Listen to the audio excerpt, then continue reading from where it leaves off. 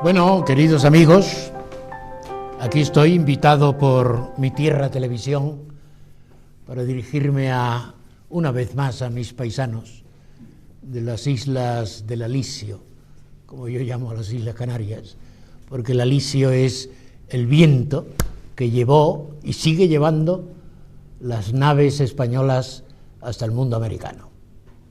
Y me han dicho que quieren que hable de Isabel la Católica, una de las figuras verdaderamente importantes de la historia de España.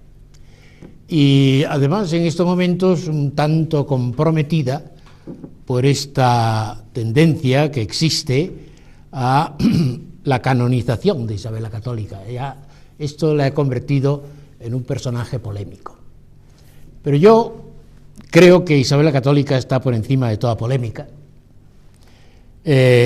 En la revista que tengo el honor de dirigir, Mar Oceana, hemos dedicado un número, que es este que tengo en mis manos, dedicado a Isabel la Católica, y no tiene delante nada más que el signo de la I, los dos signos que están marcando el lema, junto al haz de flechas y el yugo de la autoridad de los Reyes Católicos. Mi querido amigo y gran historiador, Luis Suárez Fernández, dice, y dice con toda razón, que hoy en día hablar de Isabel la Católica no es ni decente ni histórico, porque realmente el reinado de los Reyes Católicos es una diarquía, en donde por primera vez se van a unir en la historia de España kratos y etos, es decir, la autoridad y la moral. Isabel la Católica es el símbolo de la ética en la política y la realización, quizás, sin duda, esto es una idea mía que es muy mal aceptada por los ingleses, como todas las ideas de los españoles, que es el que Isabel la Católica es la fundadora, la creadora de la primera democracia municipalista del mundo occidental europeo.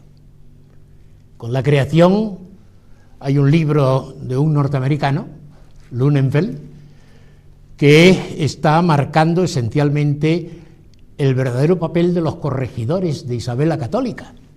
Los corregidores de Isabel la Católica no son, como casi todo el mundo los presenta, unos elementos para absorber la libertad municipal, sino todo lo contrario, es para defender la libertad municipal frente al señorío desbordante desde la época de los Trastamara, que va a cerrar, la dinastía de Trastamara, que va a cerrar justamente este matrimonio de los Reyes Católicos. Yo quisiera situar un poco cuáles son las razones históricas que nos llevan a definir y a plantear la verdadera esencia histórica de los Reyes Católicos y el papel verdaderamente decisivo de doña Isabel. Y hay dos puntos de vista para ver esto. Desde el punto de vista personal,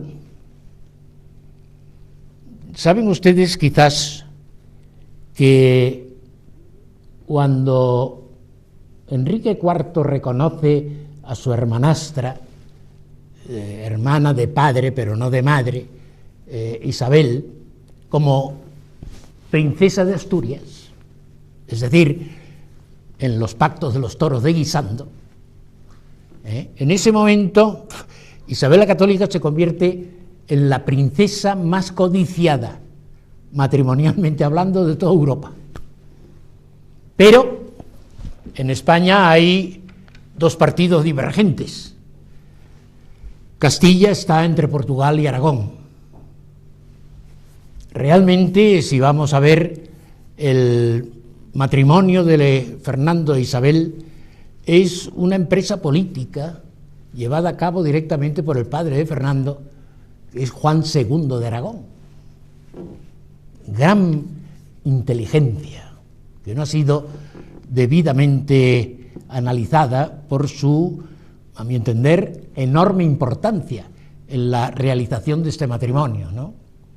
Pero fíjense ustedes que el rey, Enrique IV, por el contrario, no le interesa la unión con Aragón, sino que le interesa la unión con Portugal. Y en este sentido, el primer pretendiente de Isabel la Católica, son 4 los pretendientes. Uno, portugués, el aragonés, que es Fernando, el hermano y heredero de Luis XI de Francia, y incluso en un momento determinado el duque de Gloucester, futuro rey de Inglaterra, Ricardo III, aquel que en la batalla de Bosworth entró en la batalla contra Enrique de Richmond, la corona bien metida sobre la cabeza.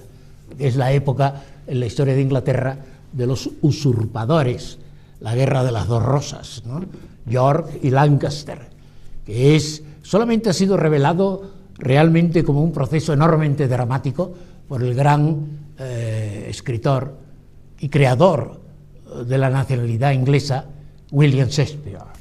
El Ricardo III de Enrique Shakespeare es una manifestación no solamente de una personalidad enormemente importante y enormemente avasalladora, sino que es también el fundamento esencial sobre el cual va a girar todo el sistema de la nacionalidad inglesa, que es sin duda un modelo y un ejemplo que debía de seguir todo el mundo occidental.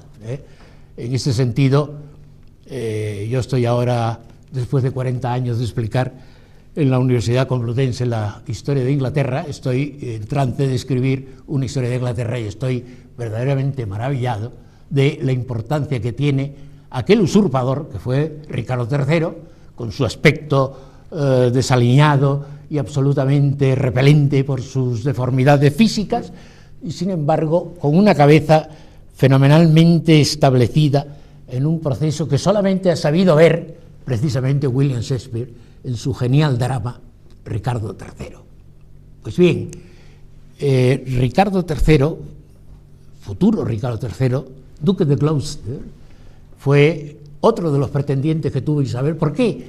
Pues porque Castilla era en estos momentos, aun cuando el reinado de Enrique IV parece que es un reinado verdaderamente comprometido en una línea crítica bastante profunda, sin embargo, Castilla es el reino más importante del occidente cristiano europeo. Entonces, es Portugal, es Aragón, es Inglaterra y es Francia. Es decir, los grandes conjuntos históricos y políticos del occidente europeo, del mundo cristiano occidental. Pero en los pactos de los toros de Guisando, si bien doña Isabel aceptó, desde luego, aceptó el Principado de Asturias, también puso una condición, puso una condición importante, y es que no se casaría con nadie si ella no lo autorizaba. Si ella no lo consentía, no por razón de Estado, pero sí por conveniencia política. Y se suele decir que Fernando el Católico era el gran político, y efectivamente lo era. Fernando el Católico fue un político excepcional. No hay nada más que ver lo que ha escrito Gracián, y no Maquiavelo, como dice la gente. Gracián ha dedicado toda su obra al rey Fernando el Católico. El héroe, el político, el cortesano, el oráculo. Todos son Fernando el Católico, es políticamente el más perfecto. Pues yo les digo a ustedes que Isabel la Católica está marcando la importancia decisiva que tiene una mujer sumamente inteligente y gran patriota para condicionar en gran manera todo el rumbo político de la España unida, como en su símbolo creado por Nebrija, el haz de flechas unida fuertemente, todas con una cuerda, o el yugo representado también por Nebrija, por la autoridad de don Fernando. Kratos y etos. ¿Qué mayor ética hay que la unidad de España? Es la gran misión de los dos elementos básicos y fundamentales sin el cual no entenderíamos absolutamente la historia de España: la monarquía y la Iglesia. El ideal de la monarquía va a ser la unidad, y a esto debemos realmente el gran principio de la dinastía Trastamara, y el ideal de la Iglesia es la unidad. Y la única unidad que hubo en la España de los 5 reinos fue justamente la unidad espiritual que dio la Iglesia. Y claro, en este sentido, la boda de doña Isabel con don Fernando tuvo que ser un poco a escondidas, pero antes se firmaron pactos. Las bodas exigen pactos, cuando las bodas son de dos personajes tan decisivamente importantes como doña Isabel y don Fernando.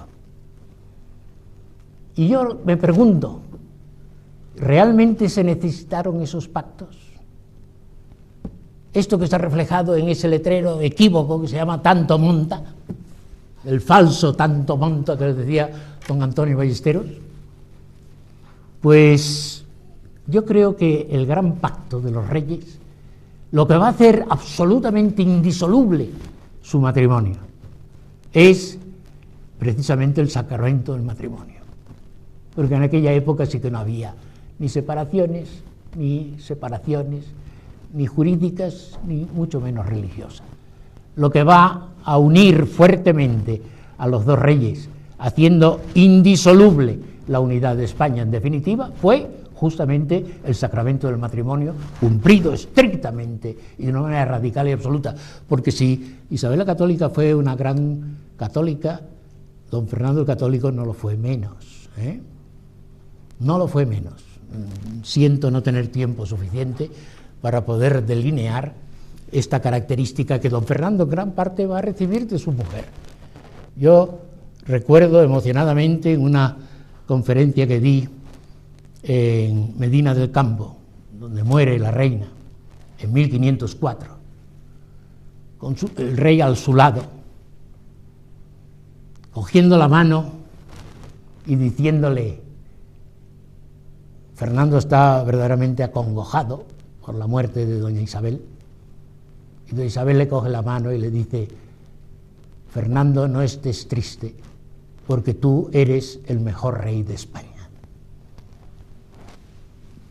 El mejor rey de España. Y ya se dice, rey de España. En la mente de doña Isabel, en presencia de la muerte, en ese momento que va a escribir ese maravilloso testamento y ese no menos maravilloso codicilo, le va a decir a su marido lo que le ha dicho a Gricio, el escribano que ha escrito a su dictado el testamento: el mejor rey de España es don Fernando. Y ya el nombre de España es la representación de la unidad. esa unidad tan querida y tan ansiada por doña Isabel, en la que se unen los dos grandes reinos, que no son partidos políticos, sino reinos, de Aragón y de Castilla. Don Juan II de Aragón, porque claro, el padre de ella es también Juan II, pero de Castilla, ¿no?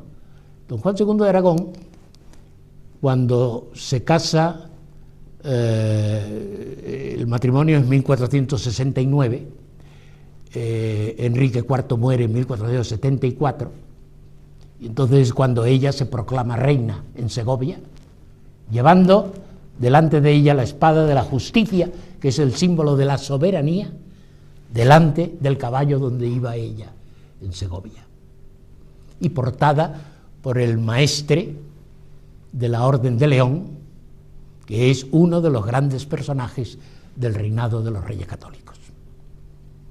La espada de la justicia, que es el principio inamovible de los Reyes Católicos. La justicia que no se puede corromper, porque es justamente la manifestación absoluta y total y radical del principio de la soberanía monárquica. Y esto le fue criticado enormemente. Pero, claro, ella era ya princesa de Asturias, según el pacto de los Toros de Guisando, firmado por su hermano el rey, Enrique IV. Y cuando vino a casarse don Fernando, no disfrazado de arriero, como dice la historia romántica, sino acompañado por una escolta importante, pero vino como rey de Sicilia, título que le correspondía a la corona de Aragón y a Juan II, su padre, y que su padre le dio para que no se casasen en condiciones de inferioridad con respecto a la que iba a ser, como princesa de Asturias, inevitablemente reina de Castilla. Y durante los años que están viviendo en Castilla juntos, ellos van a viajar por Castilla como los reyes de Sicilia, siendo ella la princesa de Asturias, lo cual demuestra básicamente y esencialmente aquella predisposición tremenda y absoluta que tenía. Fíjense ustedes que, si se fijan en el escudo de la reina Isabel la Católica, hay dos eses en un rincón del escudo. ¿Y por qué esas dos eses? Pues porque cuando llegó don Fernando a Valladolid, ella estaba en el palacio de los marqueses de Vivero, ella no le conocía, no le había visto nunca, no sabía quién era. Cuando llega aquel grupo de gentes, el maestre de León, que estaba a su lado, le dijo: ese es, le señaló al que iba a ser su marido, ese es. ¡Qué intuición más tremenda la de Isabel la Católica! Entre todos esos candidatos tan importantes, elegir precisamente aquel que iba a producir la unidad de España, el sentido más querido por parte de Isabel. Ahora, yo en esta revista, que tengo el honor de dirigir y que yo fundé en el año 1961 con el nombre de Quinto Centenario, hay una serie de artículos en donde se reúnen de Luis Suárez Fernández el perfil humano de Isabel la Católica. De eso podríamos estar hablando constantemente. Después hay un artículo de Mario Hernández Sánchez Barba, que soy yo, que se titula Conciencia moral y dominio soberano, Isabel la Católica y la dignidad del súbdito americano, porque la reina fue la que desautorizó a Colón, y yo diría que a toda la filosofía de su tiempo. La filosofía del tiempo de Isabel la Católica predominaba el sentido de que los indios eran esclavos, que eran bestias, que no eran personas. E Isabel la Católica desde el principio se empeñó en decir: estos son mis súbditos y como súbditos míos tienen los mismos derechos y naturalmente obligaciones que tienen los súbditos míos de Castilla. Y va desde el principio a insistir una y otra vez que el trato a los indios sea amoroso. Es una palabra que ella usa mucho. Trato amoroso, un trato de persona.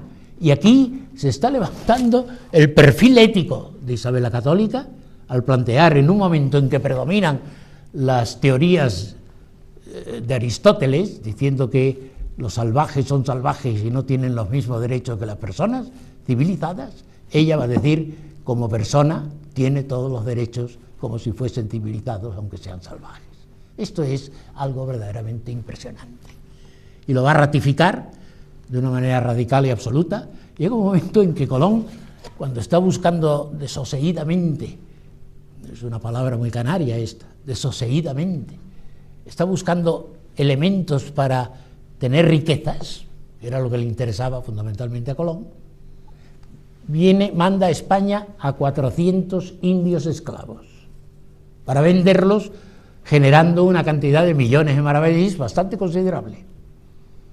Reacción de Isabel la Católica: inmediatamente estos indios sean devueltos y exigido a los patrones que lo han traído en sus barcos el costo de haberlos traído a España para ser vendidos como esclavos. Estos son los súbditos que tienen los mismos derechos que los súbditos de la corona. Pero fíjense ustedes, saben que hemos celebrado el año de nacimiento y el año en 1451. En 1951 se celebró el nacimiento de Isabel la Católica. Pero yo les quiero decir a ustedes una cosa. Yo aquí en este libro, en este artículo, sino en una cosa que pongo al final de tipo bibliográfico, digo, hay un libro, por ejemplo, del gran teólogo, don Melquiades Andrés Martín, sobre el ideal de la conquista, del ideal de la conquista de Jerusalén al ideal de la cristianización de América. La cristianización de América y la evangelización del Nuevo Mundo, que prácticamente no reconoce nadie, sobre todo en esta época de ateísmo profundo y de masonería enrochée, como dicen los franceses, este ideal de la cristianización de América, el único que lo ha reconocido cada vez que hablaba de ello era su santidad el Papa Juan Pablo II. Constantemente lo digo, agradeciendo a España la labor evangelizadora que había hecho en América y que en gran manera promovió Isabel la Católica. Ahora, la actitud